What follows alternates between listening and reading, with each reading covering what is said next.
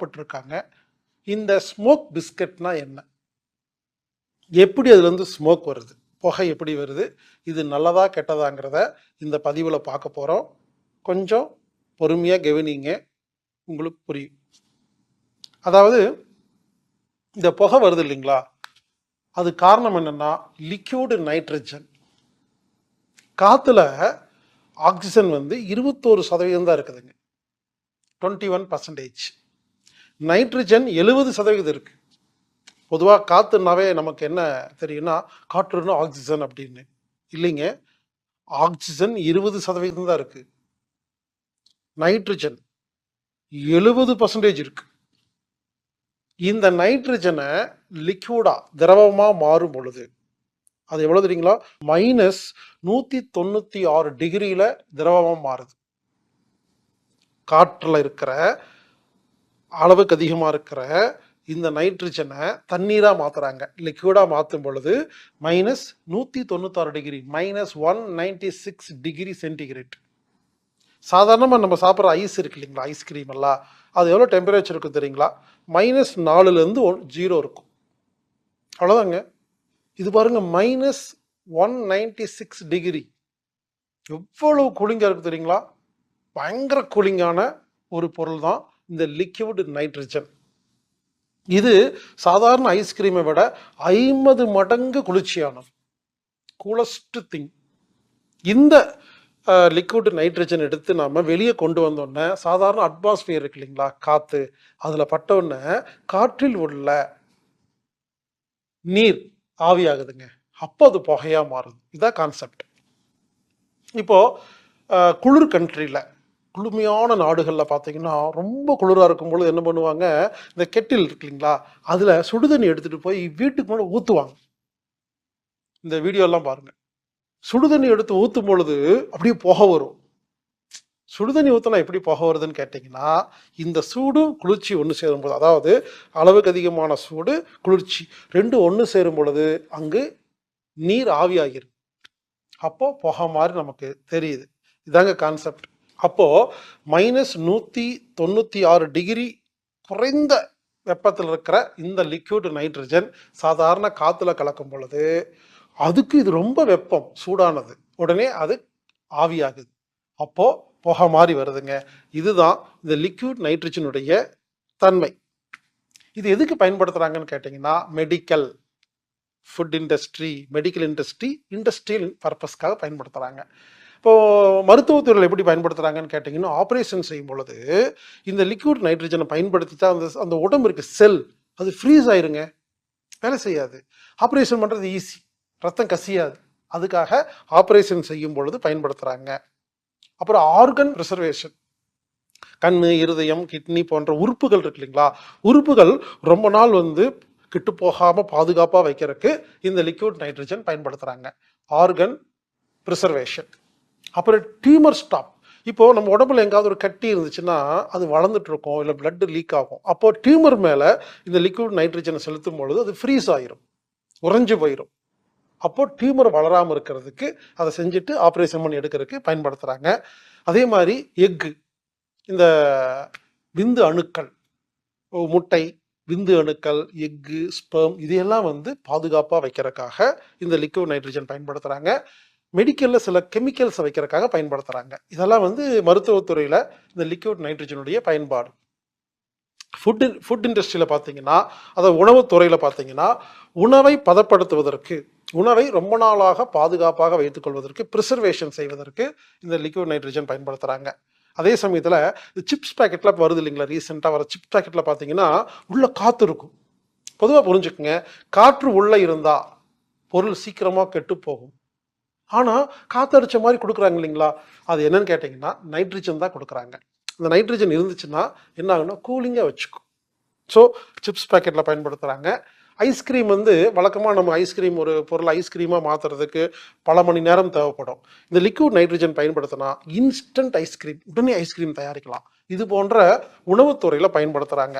பெரிய பெரிய கெமிக்கல் இண்டஸ்ட்ரியில் கெமிக்கல்ஸ், வேதிப்பொருள்களை பாதுகாப்பாக வைக்கிறதுக்கு, ரொம்ப வருஷமாக வைக்கிறதுக்கு, கெமிக்கல்ஸை ப்ரிசர்வேஷன் பண்ணுறதுக்கு இந்த லிக்விட் நைட்ரஜன் பயன்படுத்துகிறாங்க. இப்படி இந்த லிக்விட் நைட்ரஜன் அப்படிங்கிற இந்த பொருள் உணவுத்துறையில், இண்டஸ்ட்ரியல் துறையில், மருத்துவத்துறையில் பல இடங்களுக்கு பயன்படுத்துகிறாங்க. அதை தான் இப்போ என்ன பண்ணிட்டாங்க, அதை கொண்டு ஊற்றி தான் இப்போ பிஸ்கட்டில் புகை வர மாதிரி செட் பண்ணி வச்சுருக்காங்க. இது சாப்பிட்றதுனால நல்லதா கெட்டதா அப்படின்னு கேட்டால் கண்டிப்பாக கெடுதல். இதோட பக்க விளைவுகள் எப்படி இருக்குன்னா, இதை சாப்பிடும் பொழுது ஒருவேளை இது லங்ஸ்குள்ளே பூந்துருச்சுன்னா உங்கள் நுரையீரல் செயல் இழந்துருங்க, ஸ்டாப் ஆயிருங்க. ஆமாங்க, மயக்கம் போடுறதுக்கு வாய்ப்பு இருக்குங்க. ரீசெண்டாக கர்நாடகாவில் ஒரு பொருட்காட்சியில் இந்த ஸ்மோக் பிஸ்கட் கொடுத்துருக்கும் பொழுது தனது பையனுக்கு ஒரு அம்மா வாங்கி கொடுக்குறாங்க. எல்லாரோட மூக்குலையும் வாயிலையும் புகை வரதை பார்த்துட்டு இவங்களும் பையனுக்கு வாங்கி கொடுத்துட்டு வீடியோ எடுக்கிறாங்க. அந்த பையனோட மூக்கில் வாயிலாம் அந்த புகை வரதை பார்க்குறக்காக வீடியோ எடுக்கும் பொழுது சாப்பிட அந்த பையன் மயக்கம் போட்டு விழுந்துட்டான். இந்த விஷயம் வைரலாகி அப்புறம் எல்லாரும் பேசி அந்த பையன் இறந்துட்டான் அப்படின்னு பல பேர் விஷயத்தை பொருளை கிளப்பி விட்டு அதுக்கப்புறம் இல்லை மயக்கம் போட்டிருந்தாரு தெளிஞ்சிட்டாரு அப்படின்னு சொல்லி அதுக்கப்புறமா எல்லாத்துடைய கவனமும் திரும்பி இப்போ பேன் பண்ணியிருக்காங்க. பேன்னா அஃபீஷியலாக பேன் பண்ணல, ஏதோ பேன் பண்ணியிருக்காங்க. நான் என்ன சொல்ல வரேன்னா, கண்டிப்பாக இது உடலுக்கு ஆரோக்கிய கேடு. நீங்கள் சிம்பிளாக யோசிங்க. அதாவது -196 உடம்புல படும்போது என்ன ஆகுன்னு கேட்டிங்கன்னா, அதை சாப்பிடும்போது சுவை முட்டுக்கள், நாக்கில் இருக்க சுவை முட்டுக்கள் செயலிழக்கும். ஒருவேளை அதை அப்படின்னு இழுத்து லங்ஸ்குள்ளே போந்துச்சுன்னா லங்ஸ் ஆஃப் ஆயிருங்க, லங்ஸ் செயல் இழந்துடும்.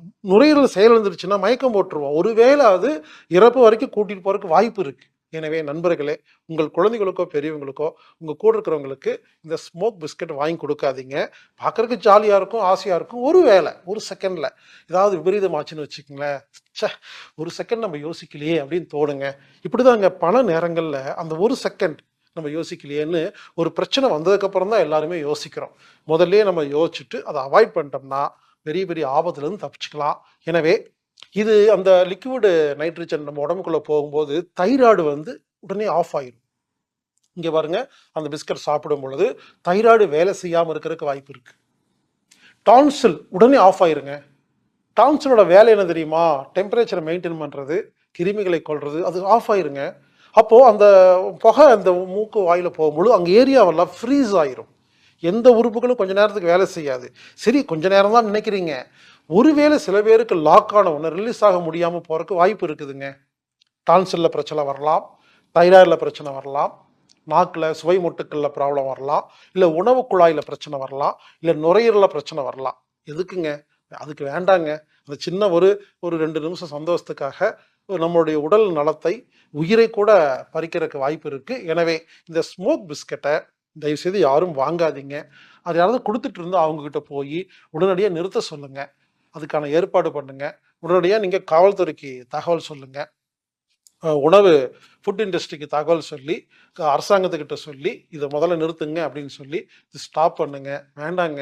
எதுக்குங்க? சின்ன ஒரு விளையாட்டுக்காக ஒரு உயிர் போனதுக்கு அப்புறம் எல்லாரும் உட்காந்து யோசிப்போம், அன்னைக்கே சொன்னாங்களே அப்படின்னு யோசிச்சுட்டு இருப்போம். அதனால உடனடியாக இந்த ஸ்மோக் பிஸ்கட்டை தடை செய்யுமாறு கேட்டுக்கொள்கிறேன். அப்படி எங்காவது வித்துட்டு இருந்தாங்கன்னா நீங்கள் வாங்காதீங்க.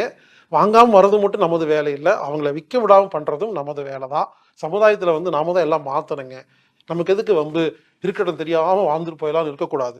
இருக்கிற விஷயத்த மாற்றுறதுல நமக்கு கண்டிப்பாக பங்கு இருக்குது, அதை செய்யலாம். சில பேருக்கு குரல் வளம், அந்த குரல் போகிறதுக்கு வாய்ப்பு இருக்குது. ஒரு சிங்கர் இருக்கீங்க, பாட்டு பாட தெரிஞ்சு திடீர்னு குரல் போயிடும். பழைய குரல் ஒருவேளை இதனால வராமல் போயிருக்க வாய்ப்பு இருக்குது. ரொம்ப அது கண்ணில் படக்கூடாது. கண்ணில் பட்டவர்கள் கண்ணில் பாதிப்பு ஏற்படுறதுக்கு வாய்ப்பு இருக்குது. எனவே ரொம்ப உஷாராக இருக்கணும். முடிஞ்ச வரைக்கும் இதை பயன்படுத்தாமல் இருங்க.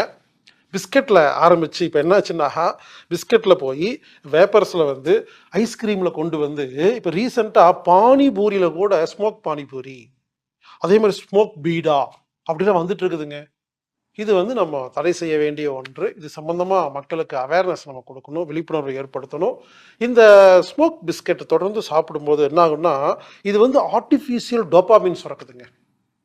நம்ம மூளை இருக்கு இல்லைங்களா, அதில் டோபாமின், கார்டிசோல், எண்டோக்ரைன் இப்படின்னு நிறைய ஹார்மோன்ஸ் எல்லாம் சுரக்கும்.